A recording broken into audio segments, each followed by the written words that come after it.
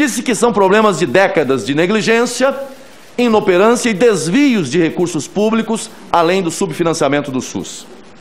Apesar do Brasil inteiro saber dessa realidade crítica, o tema pandemia está sendo tratado como se nosso país tivesse todas as condições plenas para o mais pleno atendimento de sua população.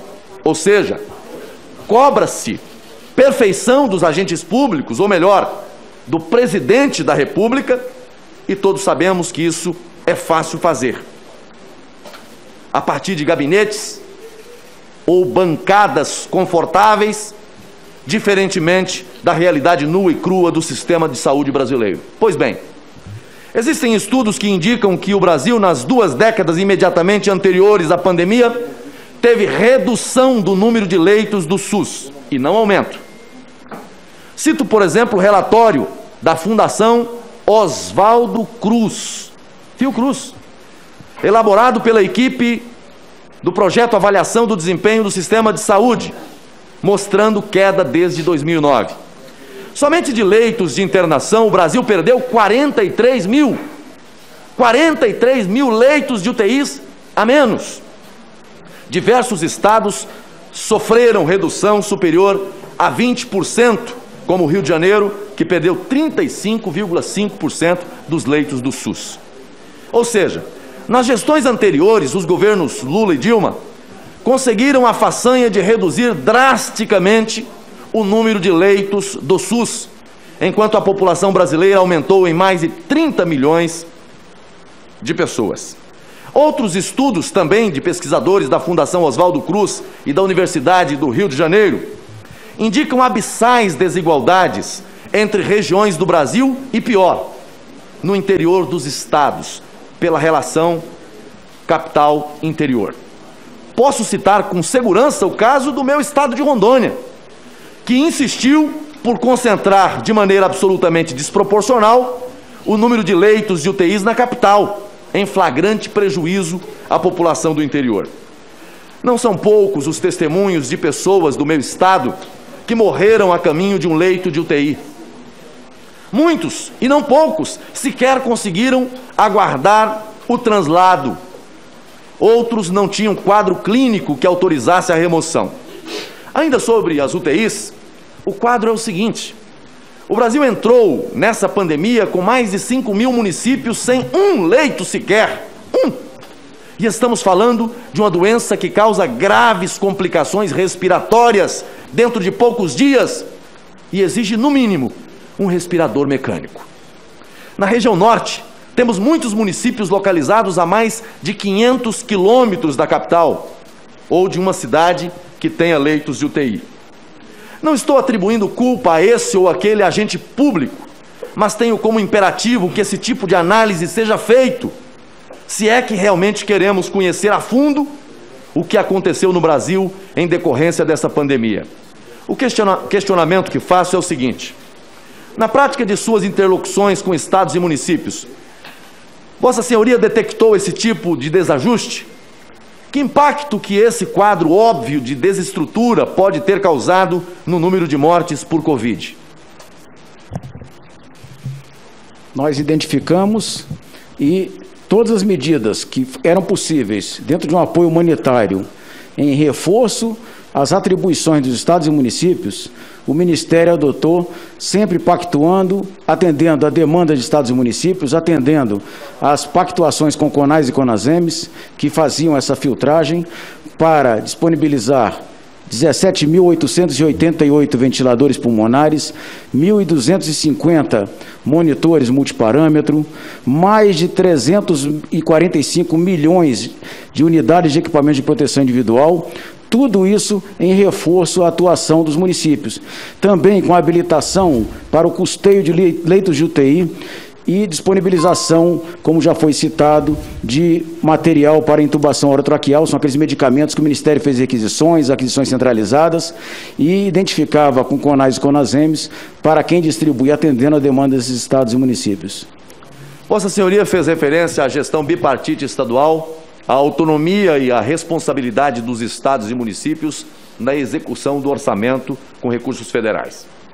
Também referiu-se à gestão tripartite, No caso dessa pandemia, além do papel da União em destinar recursos para estados, Distrito Federal e municípios, sabemos que a decisão do Supremo deu ainda maior autonomia a tais entes ao retirar da União o poder de estabelecer diretrizes no enfrentamento, muito especialmente quanto às medidas preventivas.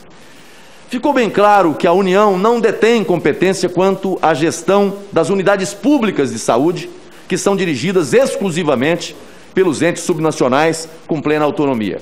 Nesse sentido, quero questionar Vossa Senhoria sobre os hospitais de campanha. 15 segundos. Existem estudos técnicos que indicam que vários estados montaram grandes estruturas, mas não souberam aparelhá-los. Ou seja, tiveram funcionamento precário. Muitos foram desativados entre setembro e outubro do ano passado.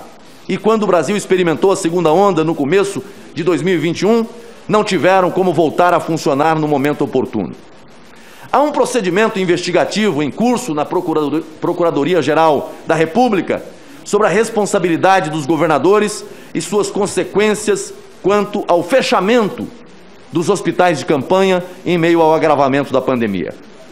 Também existem operações no âmbito da Polícia Federal que apuram suspeitas de corrupção envolvendo essas estruturas. Dentre os estados que fecharam hospitais de campanha estão São Paulo, Alagoas, Maranhão, Pará e Ceará. E alguns desses estados não reabriram todos os hospitais, mesmo com a nova onda de casos, como vimos nos primeiros meses deste ano.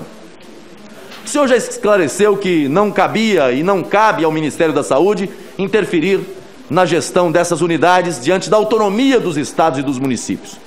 Mas por se tratar de recursos federais, pergunto, no tempo em que o senhor esteve no Ministério da Saúde, havia acompanhamento desse apuratório? Dentro da estrutura geral de enfrentamento da pandemia, que relevância podem ter esses dois fatores? Hospitais com precariedade de estrutura e fechamento intempestivo diante da segunda onda por falta de atendimento. Dos aspectos observados quando nossa equipe chegou no Ministério é que não havia critérios com relação a hospitais de campanha. Foi feita uma portaria no Ministério orientando que isso teria que ser feito a partir do momento que se identificasse a falta de capacidade de utilização da rede privada de saúde, que poderia ser contratada, poderia ser requisitada ou poderia ser feita por meio de chamamento. 15 segundos. Isso 15 posto, segundos. Nós regulamos que para o custeio desses hospitais, eles deveriam estar próximos também aos hospitais físicos, estruturas permanentes, para se aproveitar das suas estruturas. E nós, por intermédio do CIOPS, já por uma até determinação do TCU, tínhamos o controle da execução do que os estados faziam com os seus recursos. É uma conferência parcial que eles preenchiam o sistema para que nós tivéssemos o controle da execução dos recursos descentralizados pelo Ministério. Um dos objetivos desta CPI é investigar a crise ocorrida... Presidente, o senador Rogério acaba de citar o estado de Alagoas de uma maneira aí absurda. Vossa Excelência sabia, e eu cumpro o papel de lhe dizer, que o estado de Alagoas foi o estado que mais investiu no Brasil receita líquida para o enfrentamento da Covid e para a construção e disponibilização de leitos hospitalares e de UTI? Eu não sou advogado de nenhum estado aqui na CPI, não. Meu papel aqui é de apurar os fatos. Não sou advogado de nenhum estado e espero que o relator também não seja, embora esteja nesse momento exercendo o papel de advogado de um estado da federação. Não, o senhor representa. Nesse momento, não. Nesse momento, Vossa Excelência representa essa CPI na investigação. Isso é algo que nós temíamos desde o início das apurações. Hoje no Senado Federal. Vossa Excelência... Eu represento o Estado de Alagoas no Senado Federal. Vossa Excelência, na condição de relator, não deveria... E Vossa Excelência não pode se expor a esse tipo de responsabilidade. Vossa Excelência, repito a Vossa Excelência. Para concluir, isso não pega bem a Vossa Excelência. Tá bom, não pega bem. Senador Marco Rogério, para concluir, por favor. Agradeço, Vossa Excelência, senhor presidente.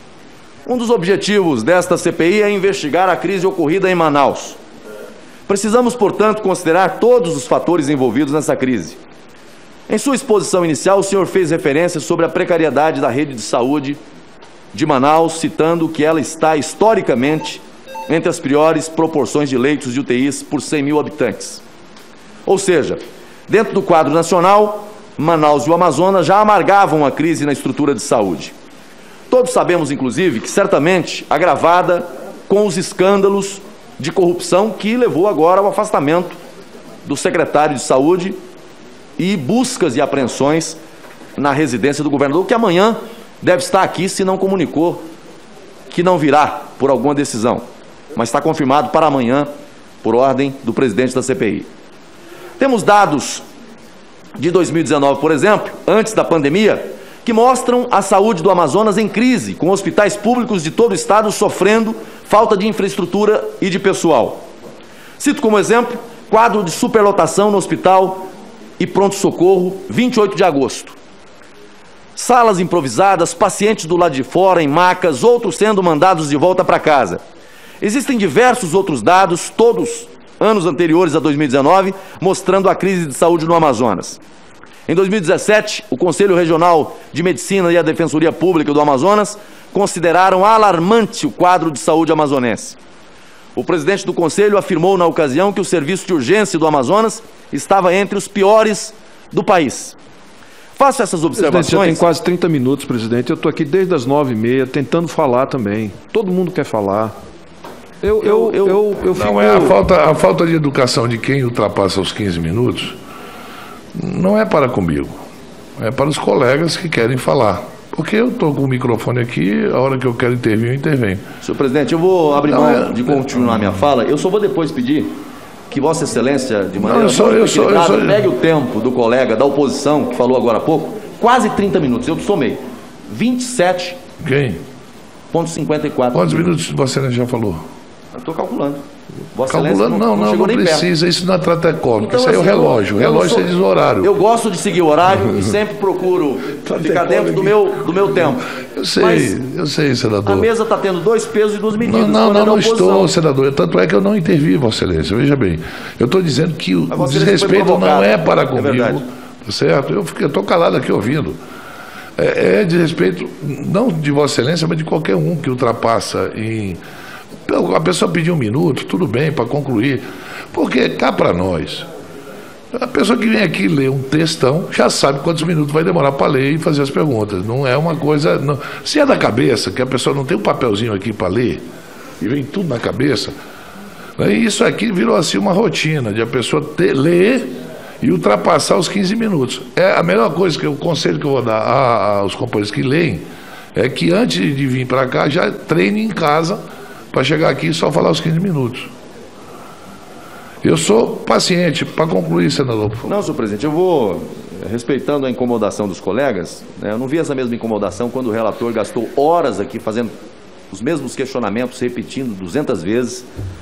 Quando a oposição fez ali, o senador, meu colega, fez, e Vossa Excelência sabe quantos minutos ele falou, eu conversei com Vossa Excelência lá dentro, mas quando eu começo a fazer os questionamentos ao depoente, na linha daquilo que acho ser coerente, na linha daquilo que considero ser adequado numa CPI, as reações são imediatas. Intervém para tirar a concentração, intervém para impedir o questionamento. Eu não sei se eles têm medo da pergunta ou da resposta, mas eu agradeço Vossa Excelência pela tolerância, e as perguntas que eu faria em relação ao secretário Elcio estão todas aqui, tinham apenas mais 2, eram apenas mais 2, mas agradeço Vossa Excelência. Obrigado, e lamento que aqueles que são maioria nessa comissão não consigam respeitar o direito sagrado de quem diverge de exercer plenamente o seu mandato parlamentar no curso dessa CPI.